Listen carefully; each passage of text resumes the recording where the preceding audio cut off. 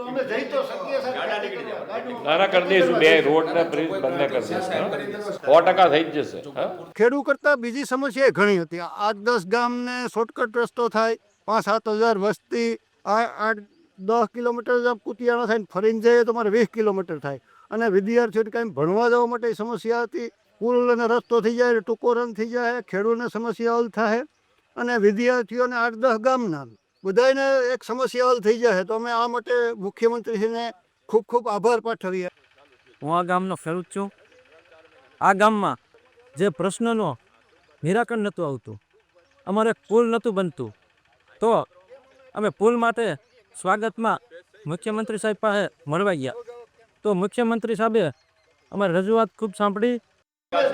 તો અમે જઈ તો શકીએ સાહેબ. નાના કરી દઈશું, બે રોડ ને બ્રિજ બંને કરી દઈશું.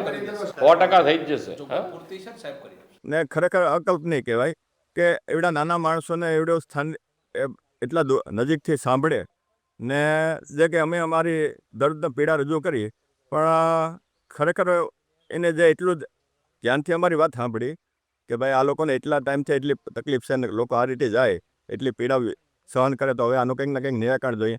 એટલે ત્યાં સચિવારે કલેક્ટરે એની સીધી ચર્ચા કરી. કહેતા ખૂબ આનંદ થાય. એ આપણા ભૂપેન્દ્રભાઈએ ખાલી અમુક કલાકોમાં સોલ્વ કરી દીધો મારો પ્રશ્ન, કે બીજે દિવસે કલાકોમાં 24-48 કલાકમાં ત્યાંથી સેમ ઓફિસમાંથી ફોન આવી ગયો કે ભાઈ તમારી ફાઇલ મંજૂર કરીને અમે તમારા જિલ્લા કક્ષાએ મોકલી દીધી. એટલે ખરેખર ધન્યવાદને પાત્ર છે.